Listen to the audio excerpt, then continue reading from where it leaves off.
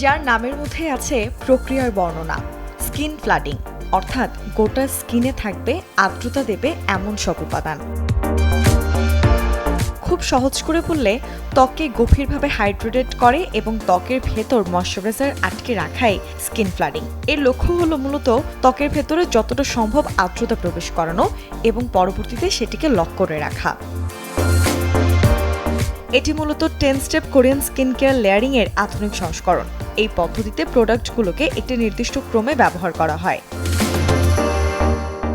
যার বেসটা তৈরি হয় হালকা থেকে ভারী টেক্সচারের দিকে, যেমন সবার আগে টোনার, তারপর সিরাম, এরপর ময়শ্চারাইজার। সবশেষে সানস্ক্রিন দিয়ে আগের প্রোডাক্টগুলোকে ত্বকের ভেতরে লক করে রাখা হয়। চাইলে কেউ ফাইনাল টাচ হিসেবে লিকুইড ফেস পাউডার ব্যবহার করতে পারে। এভাবে লেয়ার করলে ত্বক গভীরভাবে হাইড্রেটেড হয়। কেন সামাজিক যোগাযোগ মাধ্যমগুলোতে ইনফ্লুয়েন্সারদের কাছে এই ট্রেন্ড হুট করে এত জনপ্রিয়তা পেল? মূলত হাইড্রেশন বেসড বা আর্দ্রতা কেন্দ্রিক স্কিন কেয়ারের ধারণার উপর ভিত্তি করে তৈরি এই ট্রেন্ডে পাওয়া যায় তাৎক্ষণিক গ্লো। প্রোডাক্টগুলো হাইড্রেশন বেসড হওয়ায় খুবই হালকা। বিভিন্ন ধরনের সিরাম ত্বকের নানা সমস্যার সমাধান করতে সাহায্য করে, যেমন রাতে রেটিনল ভিত্তিক অ্যান্টি এজিং সিরাম ব্যবহার করতে পারেন, আর সকালে ভিটামিন সি ব্যবহার করতে পারেন।